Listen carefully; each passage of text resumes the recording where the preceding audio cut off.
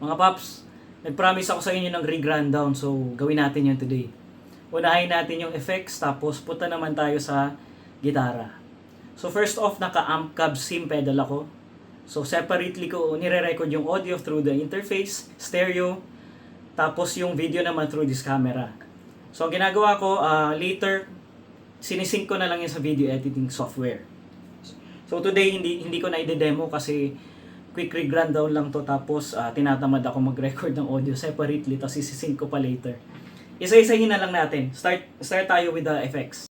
First in the signal chain is the TC Electronic Polytune kasi mahilig ako sa mabilisang tuning.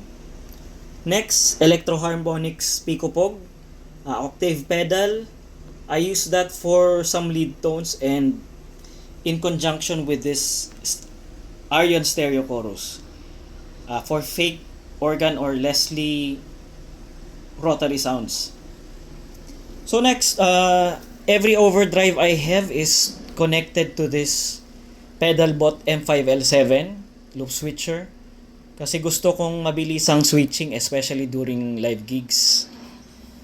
So unang overdrive, we have the exotic BB preamp, a gift from my dad from more than 10 years ago.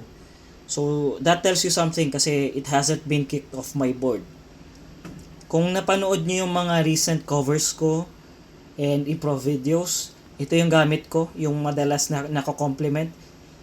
I like it because aside from having been used by Andy Timmons for quite some time, it has this mildly compressed sound.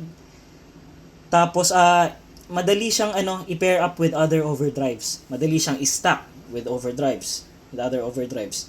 Tapos madali siyang timplahin anywhere from mild or low gain to mid-high gain. Maganda siya.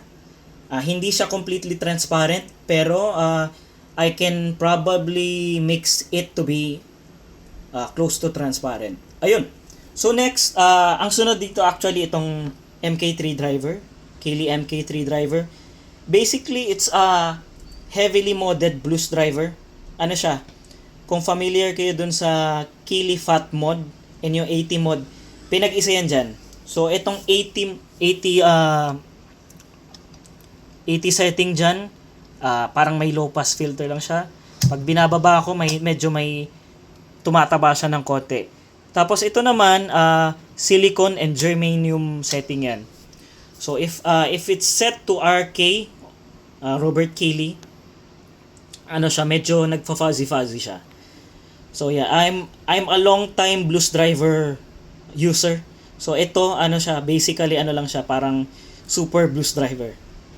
Ayan, ginagamit ko siya for low gain stuff, anywhere from low gain to mid gain stuff. Ito namang MK3 driver, a bit more open sounding siya compared dun sa exotic BB preamp, no? So, ibig sabihin, less compressed siya and feel mo talaga yung dynamics kapag nagpe-play ka. Barber gain changer.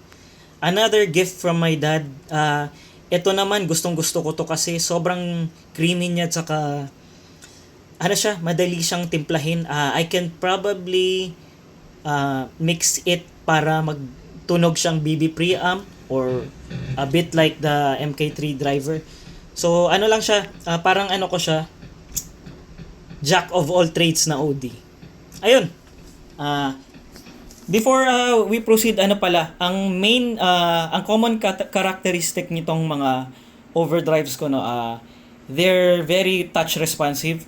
So ibig sabihin, kapag niro-roll down ko yung volume ko or niro-roll up ko, nagre-respond siya. So, either nagiging mellow siya, or tumatapang. Another thing, I stack overdrives to achieve a higher gain or produce more harmonic content. So, common quality nitong mga overdrives na to, they work well together. Kahit alin dito yung i-pair up ko, okay pa rin yung tunog. So, next, I also have an exotic SL drive here.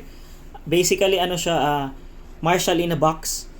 Bihira ko siya gamitin, pero for some of my guitars kasi, sobrang ganda niya, especially sa humbuckers. Here's the good old Rat. Pero ito, ano to, Lil Rat lang to. Parang, ano siya, compact siya na Rat. Ito naman kasi, sobrang dali niyang timplahin sa live, especially live. Pag madami na yung madami yung instruments sa mix, sobrang daling timplahin ito, saka nagka-cut siya. So, bali, ano ko to, backup overdrive ko to, and if all else fails, ito yung gamit ko, Rat. Okay, next, I have two modulation pedals here, also connected to the Pedalbot M5L7. This one, familiar siguro kayo dito. Boss was a CE2W. So, baka hindi nyo pa narinig to sa video ko, pero I use this for some of the some recordings, and especially sa rhythm stuff or mga ambient stuff. So, maganda siya sa band mix. Ayun, ano pa? Ito naman, Arion Stereo Chorus. I don't use that for chorus. Instead for fake rotary sounds. So, ano siya? Like I said, pine-pair up ko siya dito sa octave pedal ko para ano siya, magtunog siya na fake organ. Ayun. Tapos, after that, labas na tayo sa loop switcher. We have the EP booster, exotic EP booster. It's a booster, but I don't really use that for boosting as much. Konti lang yung boost niya actually. It's more of a for tone coloration, kasi yung Echoplex preamp, para sa akin siya, kumbaga may fattening effect siya sa tone. Kumbaga sa muscles, medyo mas may pump yung muscle mo. Ganon. Ayun. After that, we have the Dunlop mini volume pedal. Ayan. So, this is also one of my ways to control the gain before it enters this ito na yung gamit ko na amp cab sim, the Walrus ACS1. So, siya, yung green setting niya, siya, para siyang edge of breakup sound. Kasi ganito kasi yung timpla ko. I like mixing, I like gain staging up to the edge of breakup. Tapos ko na lang siya, binabawi ko na lang siya sa dynamics. Kasi i-roll down ko man ng konti yung volume knob or itong volume pedal ko, nagme-mellow siya. Tapos pag ginawa kong aggressive yung picking ko or tinaasan ko yung volume ko, naging medyo raunchy siya or more aggressive. Okay, so one thing to note pala, I'm running stereo. From this pedal, siya, magkaiba yung left and right channel ko. My left channel is a London, ito. Siya, modeled siya after the 1960s na Marshall Blues Breaker. So yan, medyo warm siya na sa sound na medyo may bite pa rin. Tapos yung right channel naman is anong tawag dito, Dartford, modeled after a Vox AC30 na kung familiar kayo, medyo jungly and niya yung mid high frequencies niya medyo matapang. So, cut na cut. Ayun. So, tinitipla ko yun sa do ko, yung levels niyan. Tapos, yung IRs nito, tone factor. Yan. After that, andito na sa Boss Waza DM2W analog delay. Easily the best analog delay that I've ever owned. It has a way of not getting in the way of your main tone. So siya, parang very musical siya, hindi siya yung matatabunan yung yung tunog mo. Tapos ang timpla ko siya sa kanya very mild lang, pero pag tinanggal ko siya parang may kulang. Ganon. Yan. Actually ito hindi to stereo. Isa lang yan. Mono lang yan. Which is weird, 'di ba? Trinay ko siyang stereo pero for some reason hindi ko nagustuhan yung tunog niya. So, ang nangyayari dyan, yung left channel nito, dumadaan dito sa Boss DM2W delay into this halo. Tapos yung right channel niya naman, direkta dito sa halo. So if you're not familiar with this halo, it's another signature pedal by Andy Timmons. By the way, ito palang MK3 driver, that's another Andy Timmons pedal. So fan ako ni Andy Timmons.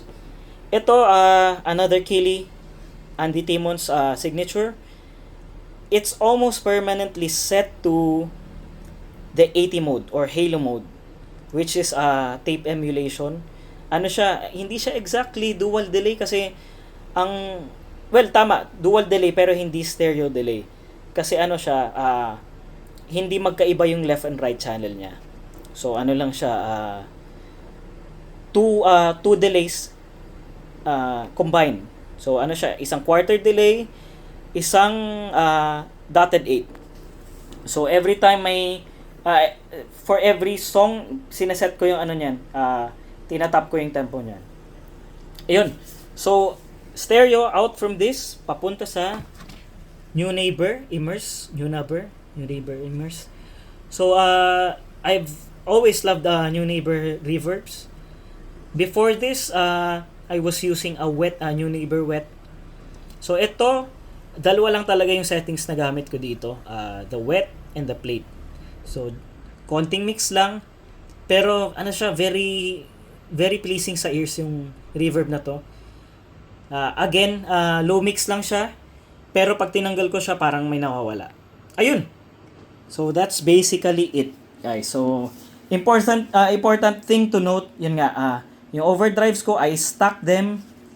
Tapos edge of breakup, binabawi ko na lang sa dynamics ng picking ko and sa volume knob or sa tone knob.